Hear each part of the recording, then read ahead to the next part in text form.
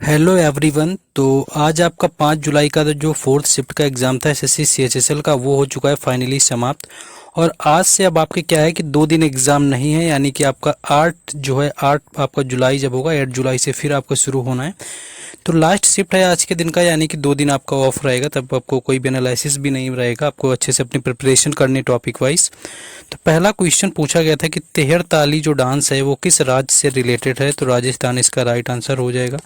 जहाँ से आपका तेहर ताली डांस आपका रिलेटेड है, राजस्थान की कुछ और आपको याद रखने हैं। जैसे आपसे घूमर नृत्य पूछ लिया जाए तो इसका भी रिलेशन क्या होता है, राजस्थान से ही होता है। एंड कालबेलिया की मैं बात करूं, कालबेलिया भी कई बार पूछा जाता है। तो कालबेलिया क्या होता है, आपका सपेरा नृत्य होता है जो कि आपका राजस्थान से रिलेटेड होता है।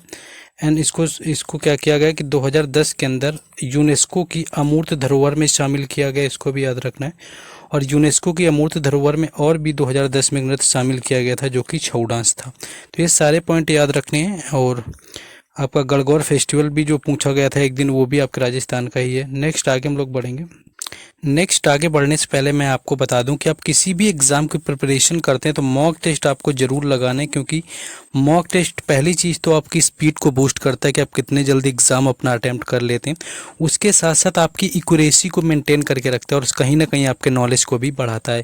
तो सबसे जो बेहतर टेस्ट यहाँ पर आपको टेस्ट सीरीज की मैं बात करूँ, टेक्स्ट बुक का सबसे बेहतर होता है जिसका हैप्पी आवर्स आपका सेल चल रहा है। अगर आप मेरा कूपन कोड राज10 यूज करेंगे तो आपको 500 में 1 साल के लिए टेक्स्ट बुक का पास प्रो मिल जाएगा। परचेज करने का जो लिंक है टेक्स्ट बुक का वो डिस्क्रिप्शन में दिया गया है, तो वहाँ से जाकर के परचेज कर लेना है।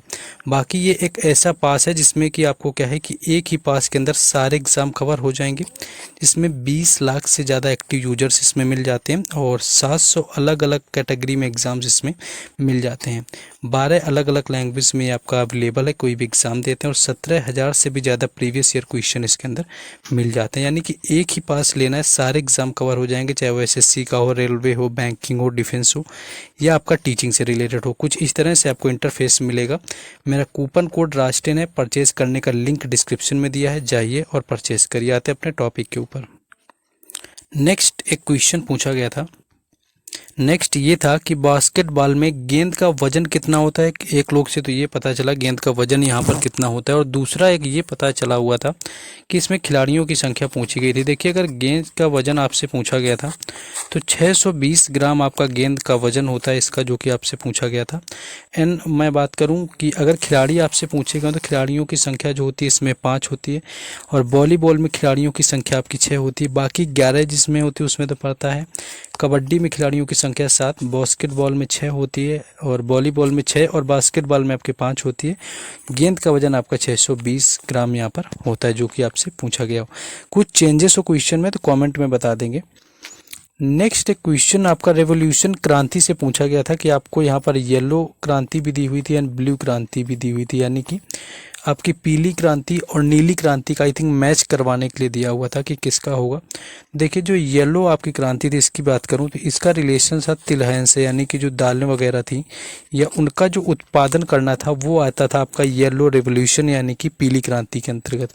और वहीं नीली क्रांति की बात करूं तो ये आता था मत्स्य पालन, यानी कि मछली पालन वगैरह जो था वो नीली क्रांति के अंतर्गत आ रहा था। तो ये मछली पालन का जो था वो नीली क्रांति में आपका आ रहा था। तो ये इनका आई थिंक मैच करने का आया हुआ था कि आपकी जो रेवोल्यूशन है अलग अलग ये कौन सी है। नेक्स्ट एक क्वेश्चन देखिए, मॉर्निंग शिफ्ट का ही रिपीट हो गया है। आई थिंक फर्स्ट में था या फिर सेकंड में क्वेश्चन आपका पूछा गया था, जिसमें कि यूपीएससी के आपसे चेयरमैन पूछे गए थे। तो मनोज सोनी जी इसका राइट आंसर हो जाएगा, यानी जो मनोज सोनी है वो चेयरमैन है यूपीएससी के। आज ये क्वेश्चन दूसरी बार पूछा गया तो इसको देख लेना है, ठीक है। नेक्स्ट आगे जो क्वेश्चन हमारा है, एक नेक्स्ट है कि सरदार पटेल का यहाँ पर उपनाम आपसे पूछा गया था। उपनाम क्या होता है, जिस तरह से अलग अलग नाम होते हैं, जैसे सुभाष चंद्र को जो है नेताजी का उपनाम दिया गया, उसी तरह यहाँ पर सरदार पटेल की बात करूँ तो लौह पुरुष इनका उपनाम था, जो कि आपसे पूछा गया होगा और ऑप्शन में गिवन भी होगा। या फिर आपको सरदार उसमें दिया होगा, एक चीज़ दी होगी, सरदार आपको दिया होगा या लौह पुरुष दिया होगा। और इनका जन्म जो हुआ था वो 31 अक्टूबर पर, इनके जन्म दिवस पर ही क्या मनाते हैं, राष्ट्रीय एकता दिवस मनाते हैं इनके जन्म दिवस पर। तो एकता दिवस की मैं बात करूं वो 31 अक्टूबर को मनाया जाता है, इनके जन्म दिवस पर होता है। और इसी तरह 8 फरवरी को आपको मनाया जाता है राष्ट्रीय महिला दिवस। तो राष्ट्रीय जो महिला दिवस होता है ये मनाया जाता है सरोजनी नायडू के जन्मदिन पर। और इसी तरह एक और, हाँ, आपको 23 जनवरी मैंने बताया हुआ था कि 23 जनवरी जो होता है ये सुभाष चंद्र बोस जी के जन्म दिवस पर मनाते हैं, और ये आपका पराक्रम दिवस के नाम से जाना जाता है। इसको भी यहाँ पर याद रखना है। ये PDF वगैरह आपको टेलीग्राम चैनल और व्हाट्सएप ग्रुप पर सारी मिल जाएंगी, जिनके लिंक जो है डिस्क्रिप्शन में दिए गए हैं, उनसे जुड़ जाना है। नेक्स्ट एक क्वेश्चन आया हुआ था कि बेल्स से आपका रिलेटेड आया हुआ था। बेल्स क्या होती है? देखिए, क्रिकेट में जब ये स्टंप यहाँ पर 3 लगाई जाती हैं और इनके ऊपर से ये जो कुछ गुगली टाइप की रखी जाती है, इनको बेल्स बोला जाता है। तो इसका जो रिलेशन है वो क्रिकेट से होता है, और क्रिकेट से ही रिलेटेड आपका टर्म सेकेंड या थर्ड शिफ्ट में भी पूछा गया था, जो कि एक वाइट बॉल से था, वाइट बॉल का पूछा गया था। और जो रिलेटेड होते हैं, एक आपका DLS मेथड होता है, जब कोई टीम एक स्कोर खड़ा करती है और दूसरी टाइम को रेन की वजह से, मौका ना मिल पाने की वजह से, उसमें DLS मेथड से उनका विन और लूज का जो चांस बनाते हैं वो DLS मेथड होता है। एंड LBW भी एक आउट होता है, इसका भी टर्म का रिलेशन जो है क्रिकेट से ही है। आपका वाइड हो जाता है, आउट हो गया, तो ये क्रिकेट से होता है। तो बेल्स का पूछा गया था, तो बेल्स का जो है वो क्या था? क्रिकेट इसका राइट आंसर था, जो कि बेल्स का दिया हुआ था। आज सेकेंड टाइम पूछा गया, जो कि वर्ड्स स्पोर्ट्स के। नेक्स्ट है आगे कि जो मौलिक कर्तव्य थे हमारे, फंडामेंटल ड्यूटी, इनके लिए कौन सी समिति थी? समिति तो आई थिंक सभी को पता थी। सरदार जो स्वर्ण सिंह समिति है, ये क्या है? ये आपके फंडामेंटल ड्यूटी की थी।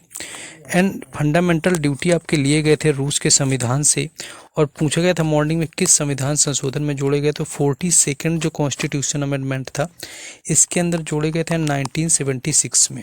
और इस टाइम प्राइम मिनिस्टर की बात करूं तो इंदिरा गांधी थे। एक क्वेश्चन और यहाँ पर जो नया पूछा गया कि जो सरदार स्वर्ण सिंह कमेटी थी, इसने कितने जो है फंडामेंटल ड्यूटी को सजेस्ट किया हुआ था? तो केवल 8 सजेस्ट किए थे, 10 वहाँ पर ऑप्शन में दिया भी नहीं जाता है। तो 8 जो है इसमें सजेस्ट किए हुए थे सरदार स्वर्ण सिंह समिति ने।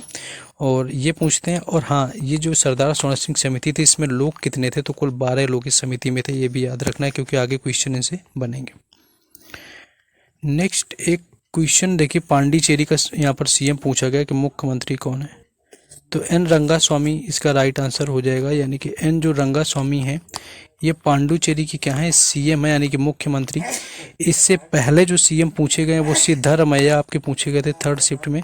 सिद्धारमैया जो है जाकर के ये थर्ड शिफ्ट के पूछे गए थे, और ये कहाँ के हैं? कर्नाटक के। तो सिद्धारमैया से भी पूछा गया। कर्नाटक के राज्यपाल पूछे जा चुके हैं, हिमाचल प्रदेश के पूछे जा चुके हैं, असम के पूछे जा चुके हैं। तो मैं उसी दिन से बोल रहा हूँ कि क्या करना है कि CM एंड गवर्नर जो होता है कंप्लीट देख लेना, जो अभी हाल फिलहाल में चेंज हुए हैं। नेक्स्ट एक क्वेश्चन यहाँ पर बना हुआ था कि कंपटीशन बिल से आया हुआ था कि 2024 जो आया हुआ था उसको कब पास हुआ कंपटीशन बिल? तो ये जो कंपटीशन बिल था, ये आपका मार्च 2024 में इसको पास किया गया था। ये आपका मार्च 2024, या कुछ और इससे क्वेश्चन अलग या डिफरेंट कुछ पूछा गया हुआ होगा, तो वो भी आपको बता देना एग्जैक्ट। और एक क्वेश्चन आपका था कि जब अम्ल से आपकी जो धातुएं होती हैं, यानी कि जो एसिड होता है, जब वो मेटल के साथ में रिएक्ट करता है, यानी कि मेटल प्लस एसिड जब रिएक्ट करता है, तो यहाँ पर क्या बनता है? तो ये आपका एक तो हाइड्रोजन बनता है प्लस लवण बनता है। तो हाइड्रोजन और लवण जो होता है इसमें मुक्त होते हैं जब मेटल एसिड के साथ में क्रिया करता है। तो ये कुछ क्वेश्चन थे, ज़्यादा क्वेश्चन यहाँ पर नहीं मिल पाए थे। देखिए, तो इन सारे शिफ्टों का और क्वेश्चन जिनको याद आते जाए वो लोग कमेंट करके क्वेश्चन बता देंगे। बाकी चारों शिफ्टों की जब PDF बन जाएगी ऑलमोस्ट, तो टेलीग्राम चैनल और व्हाट्सएप ग्रुप पर PDF डाल दी जाएगी। उसके लिए वेट करना है, क्योंकि 2 दिन एग्ज़ाम अब नहीं है, तो आराम से पढ़ लेना है, आराम से मिल जाएगी PDF। बाकी लाइक शेयर एंड सब्सक्राइब कर देना है, क्योंकि 8 जुलाई से फिर एग्ज़ाम है आपके 2 दिन बाद से, तो उन शिफ्टों का भी आराम से एनालिसिस करवाया जा सके। चलिए मिलते हैं नेक्स्ट वीडियो में। जय हिंद।